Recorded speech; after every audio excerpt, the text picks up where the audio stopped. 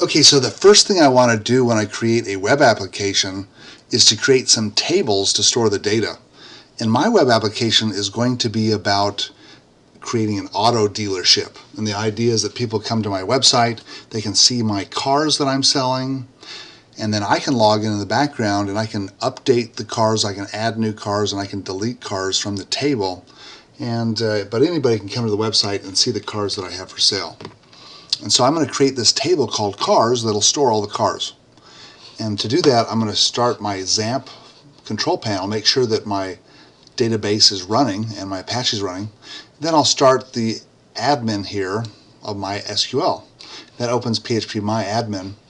I've got a table called members, and I want to go ahead and put I've got a database called members.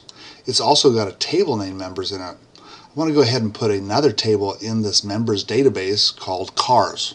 So I've got a new button right here. I'll click on that. And so my table name is going to be cars. And I've got 4 columns here. That should be enough. I'm going to have the ID. I'm going to have the make and model. And notice that when you name table columns, you don't want to put any spaces in there. And usually you don't want any uppercases or lowercases. So I've just made it one big word. I also want to have the image or the location of where the image is. It's going to be something.jpg or something.gif.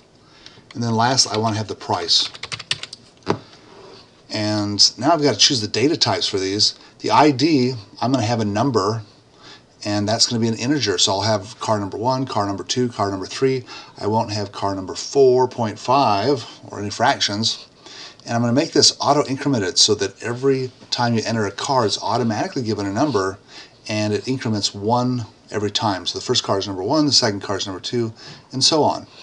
The make and model is not going to be an integer, however. That's going to be a string of characters, and it's going to vary. So I'm going to choose varchar, and I'm going to give it plenty of length, so I'm going to put it 255 characters possible.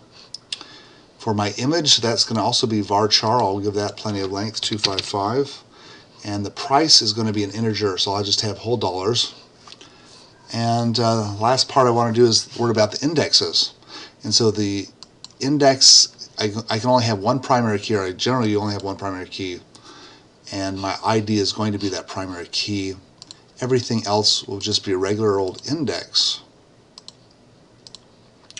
Okay, so that's how I'm going to set up a table to store my data about my cars. I'll go ahead and save that. And that'll bring us on to the next part.